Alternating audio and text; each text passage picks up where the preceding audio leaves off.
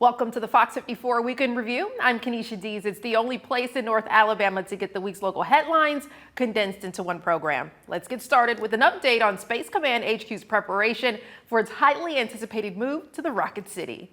We've heard lots of big news about Space Command's relocation over the past months, but it's finally starting to become a reality, with the U.S. House Appropriations Committee unanimously recommending a bill today that would give $565 million to fund the new headquarters construction.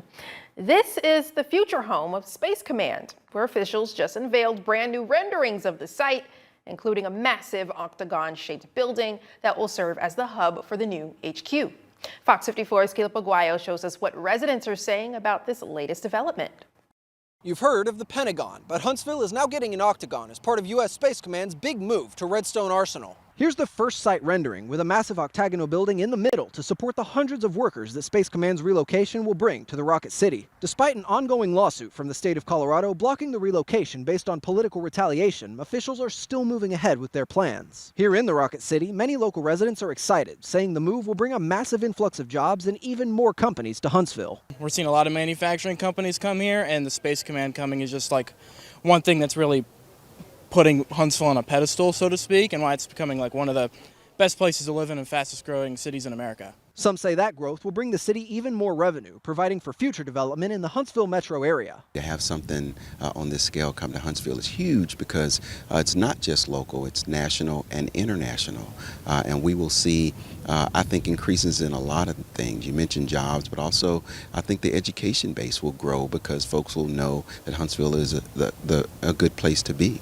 However, some here are concerned the relocation will also bring a surge in traffic, saying the city's infrastructure will have to grow to keep up with the demand. They say traffic on and off the arsenal is already a problem, and Huntsville would need to develop key corridors like Interstate 565 to match the morning rush. Traffic has been a bit of an issue. There have been a lot of construction going on to give us overpasses and different things to kind of help with that issue. Sometimes I do worry if we have the infrastructure for it to continue to build in that way, but I guess time will tell. The city of Huntsville is currently working to create new developments to alleviate those concerns, including expansions to I-565 and Research Park Boulevard, the Northern Bypass, and Resolute Way. City Administrator John Hamilton said in a statement to Fox 54, all of these projects and more continue our preparation for the consistent year-over-year growth we're experiencing throughout the Huntsville metropolitan area. It's still unclear when the majority of construction might be taking place, but Space Command already has an office inside the arsenal that expects to have up to 200 personnel by the end of the year. In Huntsville, I'm Caleb Aguayo, Fox 54 News.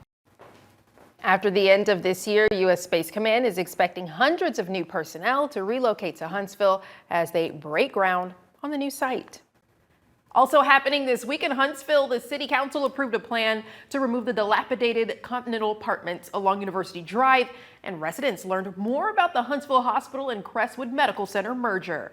Huntsville City Council met tonight and they had a packed agenda. One item of discussion, the demolition of deteriorating apartment buildings that have stood on Boxwood Drive for more than 6 decades.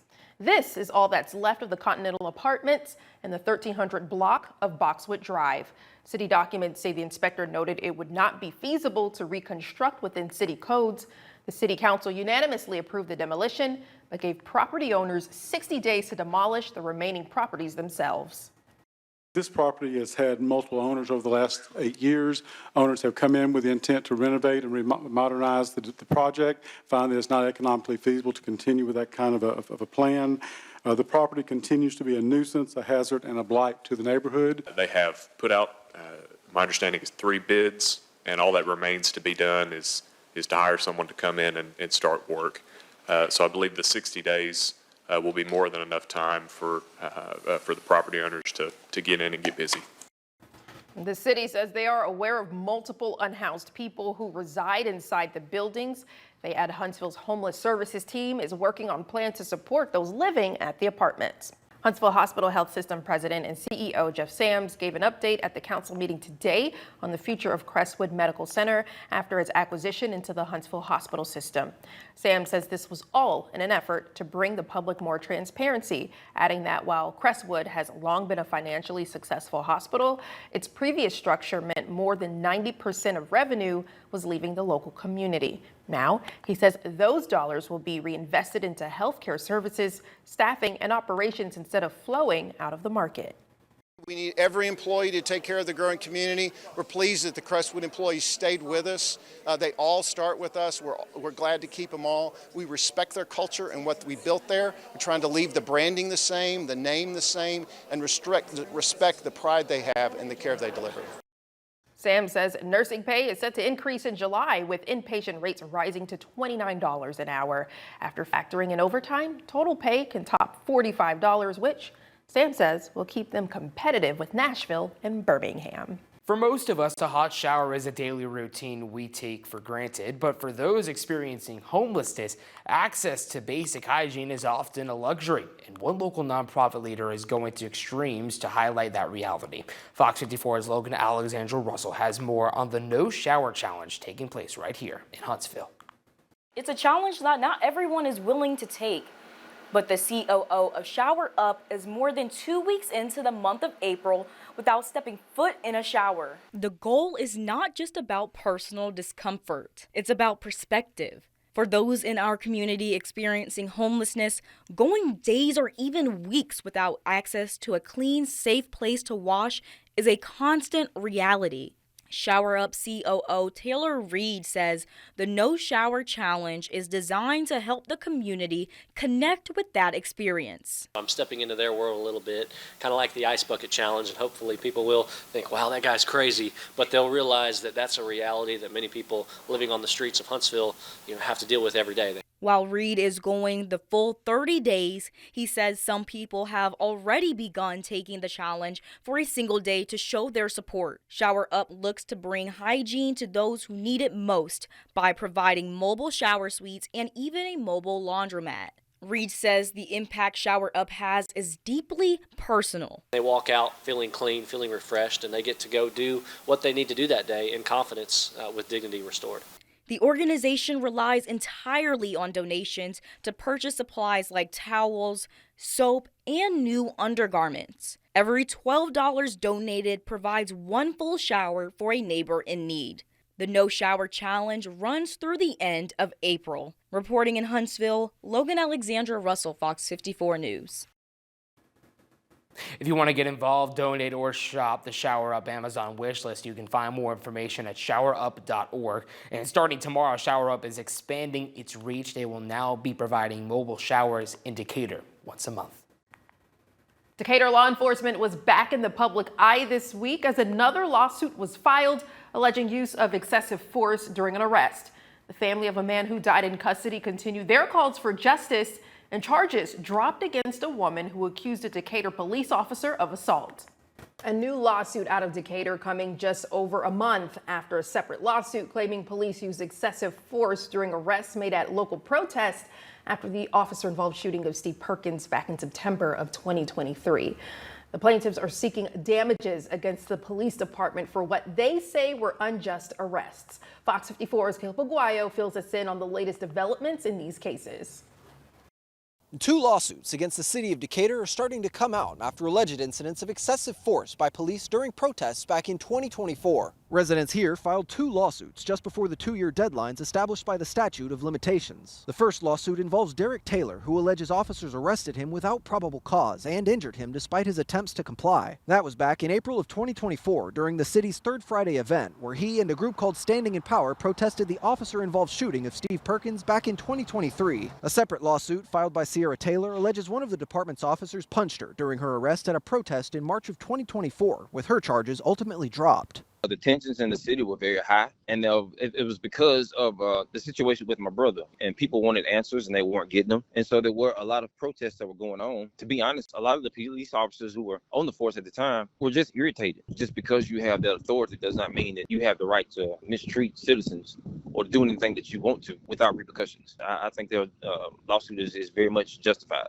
And another Decatur resident is currently looking to file a third lawsuit, saying his arrest at a City Hall protest last year also used excessive force. Before I knew it, I got to the chamber doors. One was closed, one was open. Two cops came from the front of me, went and tackled me, turned me around and slammed me and pinned me into the wall. It was malicious and, targeted. Grabbed my arm while I was pinned and used his entire body weight to pull me down. that was inappropriate and disrespectful.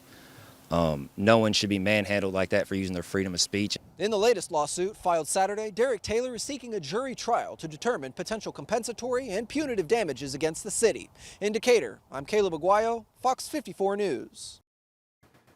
The city of Decatur and its police department declined to comment on the pending litigation. Today marks 1 year since the death of John Scott Jr. while in the custody of the Decatur Police Department. For his family, that's 365 days without justice. On April 15th of last year, officers responded to Brookridge Apartments where Scott was suffering from a mental health crisis. Officers called an ambulance and tried to convince Scott to go to the hospital. Police later confirmed Scott had a warrant for his arrest. They say Scott resisted, requiring officers to use force. Scott was taken to Morgan County Jail, where he allegedly continued to resist during the booking process, requiring multiple officers to hold him down. After being placed in a cell, officials say he began showing signs of distress. He was taken to a hospital where he died several days later, April 22nd. Scott's death sparked unrest and a protest in Decatur. It was the second death of a black man involving police within 2 years. During a city council work session last April, several people approached the council in a fiery public comment session. One person charged with resisting arrest and disorderly conduct, while 6 others turned themselves in on charges like trespassing, disorderly conduct, and loitering. In response to his death, John Scott Jr.'s family filed a federal lawsuit seeking $100 million in damages from the cities of Decatur and Priceville, along with the Morgan County Sheriff's Office and more than a dozen individual law enforcement officers. Priceville no longer a defendant in the lawsuit, which levels numerous allegations, including excessive force, wrongful death, deliberate indifference, and unconstitutional policies. Fox 54's Logan Alexandra Russell sat down with Scott's family to discuss their continued fight for justice 1 year later.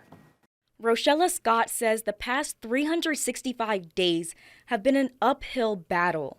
As the primary advocate for her cousin, who she says was more like a brother, the weight of seeking justice often feels heavy. That weight is fueled by a deep sense of disappointment. Scott says despite the community's calls for justice, she has yet to see systemic change within the Decatur Police Department. It's actually gotten worse since then. It's like they haven't learned anything because nothing has been done to the officers that actually did this, and no accountability has been taken. She believes the department is still unprepared to handle mental health crises, the very thing that led to John's death, causing her to lose trust in the department. But Scott says walking away just isn't an option. She says if her cousin were here, he would be the one standing on the front lines. So now she speaks for him. I'm going to go even harder for him, and I just feel like he deserves it. I can't slack up. I can't not say anything. I'm going to stand up for him because I know he would do the same for me. That spirit of perseverance is inspired by the legacy she says John left behind in videos like this one recorded before his death. No matter what you're going through, just understand that it's going to get better as long as you continue to move your feet, continue to stay prayed up, continue to have a positive mindset about life. A message of hope from a voice his family isn't ready to forget. It's going to get better. Peace. In Decatur, Logan Alexandra Russell, Fox 54 News. Fox 54 reached out to the Morgan County District Attorney's Office for updates on this investigation. We have not yet heard back. The city of Decatur continuing to make headlines. Charges against a woman who says she was assaulted by a Decatur police officer have been dismissed. Court records showed 10 criminal charges against Heather Moffrey were thrown away just yesterday, and Moffrey is now calling for justice after she says the encounter in her own driveway left her with multiple injuries. Fox 54's Logan Alexandra Russell shares her story. A violent encounter with the Decatur police officer sent a woman to the trauma center with a fractured skull. Now, after having 10 charges brought against her, which have since been dismissed, she tells us her story and is asking for accountability from the police department and from the city. Heather Moffrey says she was headed home from running errands for her mother when an officer pulled into her driveway. She says before she could reach the front door, the officer allegedly charged and body slammed her. These photos show the aftermath. Moffrey suffered 2 brain bleeds, a fractured skull, and hearing loss. She tells FOX54 her faith and trust in God is the only thing that has gotten her through the recovery. The biggest thing that I want is I want him held accountable. I want him charged, and I want him arrested. He assaulted me. And I don't know what they know, but they have video. They have the camera footage. And if they know that this was wrong and they're not willing to go public and admit they're wrong, then how can we trust the city of Decatur? Moffrey has not yet been cleared to return to work due to those brain injuries. She says the trauma from the incident has left her hurt, physically, mentally, and emotionally. In Decatur, Logan Alexandra Russell, Fox 54 News. Fox 54 reached out to Decatur police for comment, and we are waiting to hear back. Moffrey says she and her attorney are exploring legal options as the internal investigation continues. Florence made the news twice this week for very different reasons. First, UNA celebrated ongoing construction of their new stadium, set to open on time for the start of the Lions 2026 football season. And second, Florence police were under the microscope for a controversial arrest involving a canine. The University of North Alabama expecting to open the brand new Bank Independence Stadium in the coming months, a huge project for the university and the city of Florence, so much so that the surrounding city infrastructure will be renovated to accommodate it. This is a rendering of what the stadium is expected to look like when it's finished, with the football and soccer field, baseball and softball field right next door, and more than 200 parking spaces. Fox 54's Caleb Aguayo gives us an inside look at what it's looking like today. The University of North Alabama is getting its first multi-purpose home stadium for several different sports. Known as Bank Independence Stadium, it's designed as a full-service football and soccer field with a video board, VIP boxes, bleachers, concessions, and parking, giving supporters the full fan experience. UNA's athletic director, Josh Looney, says they're right on track with construction, with general season ticket sales beginning on June 1st. We still have 4 to 5 months ahead of us, and we'll see what that brings. But as of today, in mid-April and late April, we're right on track for that September 19th opening. Looney says it feels like the construction is coming along quickly, adding it's an exciting time to be on UNA's campus with all the changes they're expecting over the coming months. Everything you see that changes is something visible. All right, and next will be turf, and then you'll see video board go up, and you'll see purple chairbacks, and those are all tangible things that people can see, and it's just a really exciting time. The assistant athletic director and a UNA alumnus, Mike Ezekiel, says the new stadium will be a huge boost for student life, from home game tailgating to walking through that entrance for the first time. It's going to be great to see students be able to come right out of their dorms and come right to the field for tailgating and for fans as well. And excited for that and just bringing it to campus. I mean, that's the best part of it is you're already where you are, where you go to classes, and then on Saturdays it becomes your home for game day. I think that's just a special thing that you don't always get at places. In addition, UNA will have a victory tower that lights up as part of a university tradition. Seeing this was a dream and a vision for a long time by many people in this community. UNA staff say in the end, there will be something for everyone, all with a family-friendly feel. In Florence, I'm Caleb Aguayo, Fox 54 News. Hundreds of workers with Fight Construction are still getting everything ready for opening day, which is currently set for the UNA football team's home opener, September 19th. Tonight, we've learned a video of an arrest in Florence is facing scrutiny across social media, with some calling in to question the officer's use of force. We have to warn you, this video does contain graphic material. Florence police say they were executing a warrant in the 200 block of North Locust Street when David Culliver arrived on the scene. Police say Culliver was not involved with the investigation and inserted himself into the situation. In the body cam video, Culliver can be seen walking back and forth from the street to the police, saying he is part of, quote, Homeland Security. After 30 minutes, officers told Culliver he was being placed under arrest. Culliver pulled away and resisted multiple officers as they tried to take him into custody. A Florence police canine was deployed to assist, biting Culliver in the leg. During the apprehension, Culliver can be seen grabbing one of the canine's legs and attempting to bite him. Officers say they struck Culliver to get him to release the canine, but Culliver's son claims authorities were searching for something without a search warrant. The following video is from Florence police body cameras and Culliver's son, and again, we must warn you, it is graphic. Watch out, he'll get bit. Watch out, he'll get bit. Hold it, watch out, hold it. Get him.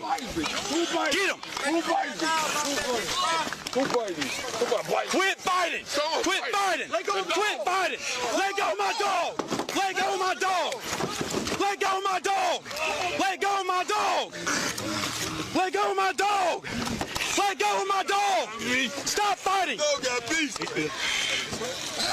Stop fighting. Knock it off. Culliver was treated for his injuries and now faces charges of disorderly conduct, resisting arrest, and public intoxication. He's held in the Lauderdale County Jail on a $2,500 bond. The family says they're now working to make sure he gets justice. And in a statement released tonight by the Lauderdale County Sheriff's Office, they say a Lauderdale County deputy was involved in the incident, striking the suspect when he tried to bite the canine, saying, quote, "A review of this incident found that a confrontational individual attempted to intimidate and obstruct law enforcement. Considering all the circumstances, I believe the deputy acted responsibly, and his actions aligned with our use of force policy, fulfilling his duties, I expect," end quote. For the full statement from Florence Police and Lauderdale County Sheriff's Office and the full body camera footage, go to FOX54.com. Some good news for Athens residents. Plans are moving forward to repair the courthouse lawn after a tornado took down a historic tree, and a $1.5 million upgrade is set for the city's Bridgeforth Park. Plans are moving forward to renovate the southeast lawn at the Limestone County Courthouse in Athens, following damage from an EF1 tornado in December of 2024. The storm brought down a historic oak tree that stood for more than a century, right in the heart of a space used for festivals and community events. Athens Main Street Executive Director Terry Richardson says they're currently in the engineering phase with plans to replant the tree using a younger oak that can adapt and grow with the city. We're going to replace, of course, the seating that was damaged and shade. We're going to bring back some trees. We're going to do some landscaping, but we're also going to improve it such that we're going to do stairs on this corner. That'll make walkability better for the grounds in general. Richardson says they'll focus on this corner first and expand to other areas if the community supports it.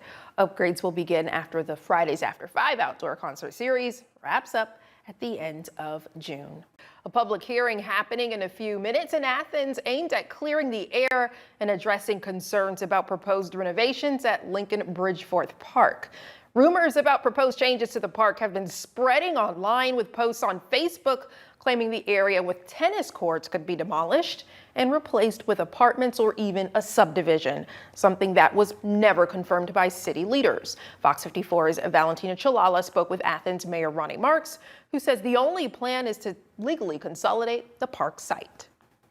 It may feel like there's a lot up in the air, but the public hearing is about getting the facts straight.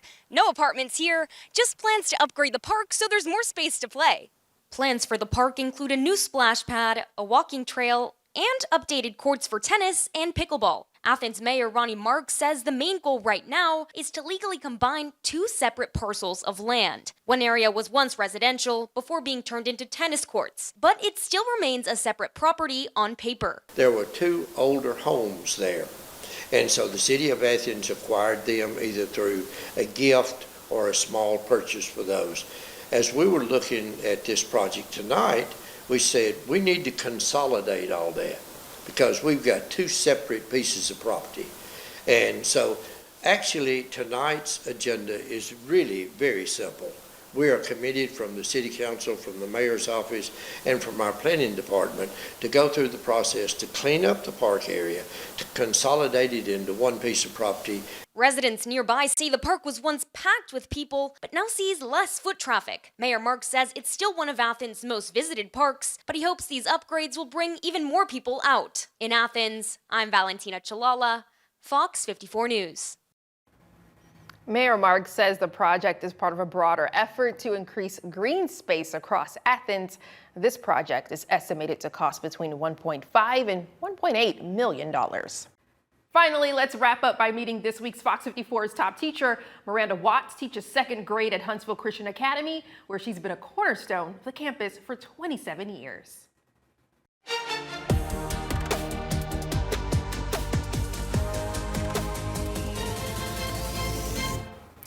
This Huntsville teacher we're about to meet is a pillar on campus. She's taught at her school for more than 2 decades, and one of her peers says she couldn't think of anyone more deserving of the honor of top teacher. Meet this week's Fox 54's top teacher, Miranda Watts from Huntsville Christian Academy. Welcome to One I borrowed is going to go on the 0. Miranda Watts' second grade class. This is just what I love to do. Watts is considered a fixture at Huntsville Christian Academy. I just like to make a difference in the lives of these children, make sure that they have a very solid foundation. She's been teaching here for 27 years, most grade levels, and she says her purpose is to help her students excel. I am passionate about their ability to read and do basic math so that they have the foundation that they need to succeed for the remaining years of their education. She's also passionate about her faith. We have spent the better portion of this year working on Old Testament stories. We are getting ready to move into New Testament stories, that we get to tell the true meaning of Christmas and Easter. All of that is so important to me. Valerie Mopfaza, whose classroom is right next door, nominated Watts. She says Watts changes the lives of the students who enter her classroom. I don't think there's anyone that's more deserving of it here.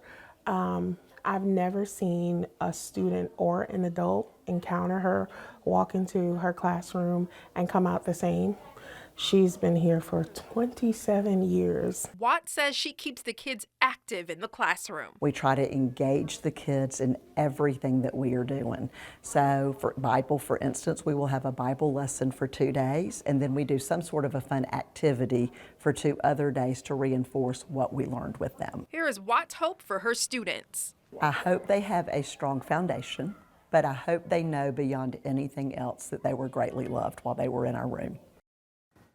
Wow, congratulations, Mrs. Watts. Check out the moment she was surprised as a Fox 54 top teacher, plus her full interview later on this evening on Fox 54 Plus. Also, go to fox54.com to nominate a deserving teacher. Thank you for watching Fox 54's Weekend Review. Count on Fox 54 Plus to bring you more great programming with in-depth local specials, locked on sports, true crime, cooking shows, wellness experts, and continuing weather coverage. For everyone at Fox 54 News, I'm Kenesha Dees. Have a great weekend.